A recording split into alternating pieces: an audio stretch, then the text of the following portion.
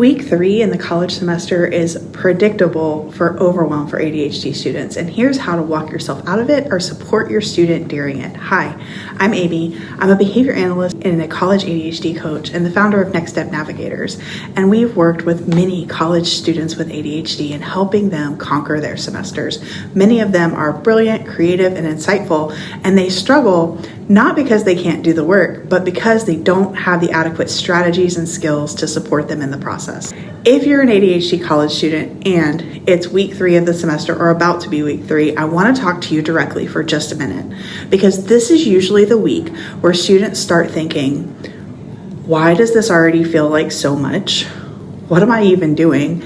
Everyone else seems fine. What is wrong with me? I'm already so behind that I can't catch up. I was so motivated 2 weeks ago, and where did that go? And if you're a parent watching this, this might be the week that you start noticing fewer text messages, shorter answers, more avoidance, more overwhelm, more irritability, and a vague sense that your student might be drowning. But if you don't know exactly how to help them without making it worse, let's start here. Week 3, first of all, overwhelm is not a personal failure. It's a very predictable transition point for ADHD students and ADHD brains in the semester. And when we don't name it as that, students internalize it as shame and assume that it's something that they're doing wrong or a shortcoming that they have as a student. Weeks 1 and 2 of a semester are propped up by things that ADHD brains do pretty well with. It's novelty, there's a lot of external deadlines, there's a lot of excitement, a lot of hand-holding by the professors, and that psychological fresh start. There is a lot of scaffolding by the professors to let students know what's expected and how the semester is going to go. However, week 3, that kind of stops, and the professors just expect the students to get back to business as usual. Professors stop repeating instructions, assignments start overlapping. Instead of being spaced out, there starts to be a lot of assignments and a lot of work that needs to be done towards larger projects that accumulate during the semester for midterms and finals. And this is the week when the planning starts mattering more than motivation. So here's the key distinction I want you to hear. Overwhelm is not about the amount of work. It's about the amount of executive functioning that is required to manage all of that work and get it done. Executive functioning skills include prioritizing, starting without pressure, deciding what matters most, switching between tasks, and managing those emotions about performance. ADHD students are often working just as hard as their peers, if not harder, but they're carrying these invisible cognitive and emotional loads that make it difficult to manage, and that's exhausting. Overwhelm in ADHD students doesn't necessarily show up as panic. It's a lot of times shows up as avoidance. It looks like scrolling because thinking feels really hard, sleeping because everything feels really heavy, avoiding Canvas, avoiding emails because seeing it spikes that anxiety, and skipping classes because you're not ready to face it just yet. If you're telling yourself that you'll reset tomorrow or Monday or next week, this is not laziness. This is not a lack of caring.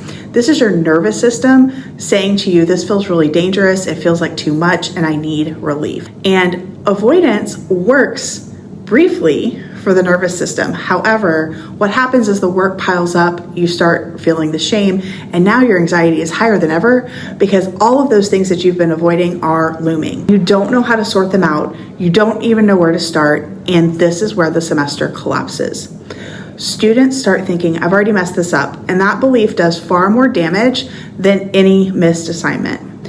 It is critical to reframe this. You cannot think your way out of overwhelm. This is where most advice goes completely wrong because the advice sounds really logical, right? Just make a plan. Just get started.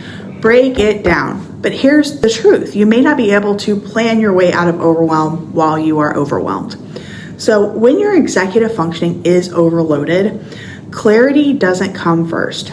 Motivation doesn't come first. Action has to come first.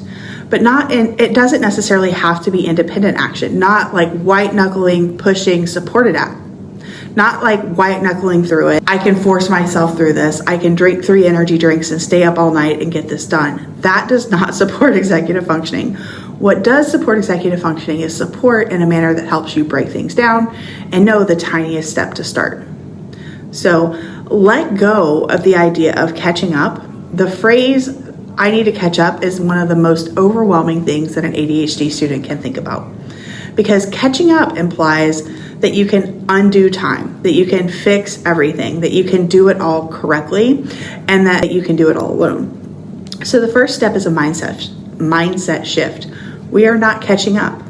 We are stabilizing the ship. Stabilizing means we're going to stop the spiral. We're going to reduce the noise. We're going to re-enter instead of disappearing. And this is where students might need that external accountability. Not because they're incapable, but because it feels threatening. And so they need encouragement to do this. And executive functioning works better outside the brain. So that's why ADHD-U exists. Not as motivation, not as content, but as a place where re-entry is expected and supported. Step 2. We want to externalize the mess that is happening inside. So overwhelm lives in your head. Relief begins when everything comes out. We want assignments, deadlines, emails that you're avoiding. We want the things that you're behind on. We want the things that you don't understand. But here's the part, we don't want them in your head. We want them either down on paper, we want them to speak them out loud into a voice memo, and we want you to share them with somebody who can support you with this. This is where ADHD students can get stuck on their own. So that's why in ADHD-U, we don't say, just write it down. We add in support, live Zoom sessions where we talk through the overwhelm, and then we decide together what the first step is, and we strategize together how to move forward. You might need someone to help you decide what actually matters this week. This is not, what do I need to do this semester? This is, what do I need to do in the next 45 minutes? What do I need to do in the next 2 hours? What do I need to do in the next 8 hours? And what do I need to do in the next 24 to 48 hours? And then the checking in to make sure that you got it done. Like, that's where the accountability lives. So the next step to reducing the overwhelm is to decide what the next right thing is. So when students say, I just don't know where to start, what they usually mean is everything feels equally urgent and equally overwhelming. And so when we stop asking, what should I do today? And instead ask, what is the next right thing that I can do in the next 10 minutes? It becomes much clearer. We don't want it finished. We don't want it perfect. We're not looking for perfect motivation. We're just looking for, open up that document and look at it. Read the assignment instructions so you know what you actually have to do. Email the professor, show up to the study session, sit in on a Zoom session. This is why ADHD-U emphasizes showing up, starting imperfectly, and letting that momentum build with support. The biggest key to the semester that I want all of the students to understand is that what matters most is staying in it when it's so uncomfortable. The skill that actually will change your semester is when discomfort shows up, boredom, anxiety, frustration, and shame. Your ADHD brain wants you to leave, wants you to scroll, wants you to sleep, wants you to disappear. And the skill that you need to build is staying in it without fixing that feeling. That doesn't mean forcing your focus. It means not escaping.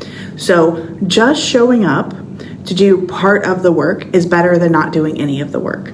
You need accountability to stay present, because resilience isn't built by always feeling great, but it's built by not escaping that immediate task. Success is not about being caught up. It's not about feeling suddenly calm. It's not about suddenly loving school. It's about re-engaging instead of disappearing. It's about submitting something instead of nothing. It's about asking for help earlier than last time. And it's about staying present one step longer. That's executive functioning growth, and that is progress. Week 3 is not about pivot and saving the world. It's about staying engaged in the semester and not allowing the semester to collapse. When I am working with students, and in fact, this is what we're doing this week, the conversation goes like this. What do you have that is due within the next week? We start within the next week. We just brain dump all of those things. And we look at it and we say, okay, I have to do this, this, and this before I can do this. And then we break it down into little bitty pieces. And it literally a lot of times is, I need you to spend 10 minutes writing that 200 words and posting it on that forum. And then you're done with that. We make sure that the student gives themselves credit for everything that they've accomplished. And what that does is that helps drive the avoidance anxiety down, and it helps build that momentum. Behavioral momentum is a behavioral science principle, and it works in our favor if we can get students to engage in it. Escaping and just shutting down is the worst thing you can do in week 3. If you are struggling, engage help. Go to the Academic Success Center. Sit with friends at a coffee shop and figure out what's next. Find a study buddy or join ADHDU. Either way, week 3 doesn't have to be the beginning of the end. It can be the moment that you learn how to walk yourself right back into the process. And that's a skill that you can carry far beyond college. So I hope this helps. I hope you can manage week 3 well and stay in it so that when you come to midterms, you can also stay in it and you can conquer this semester. And let us know if we can support you in that.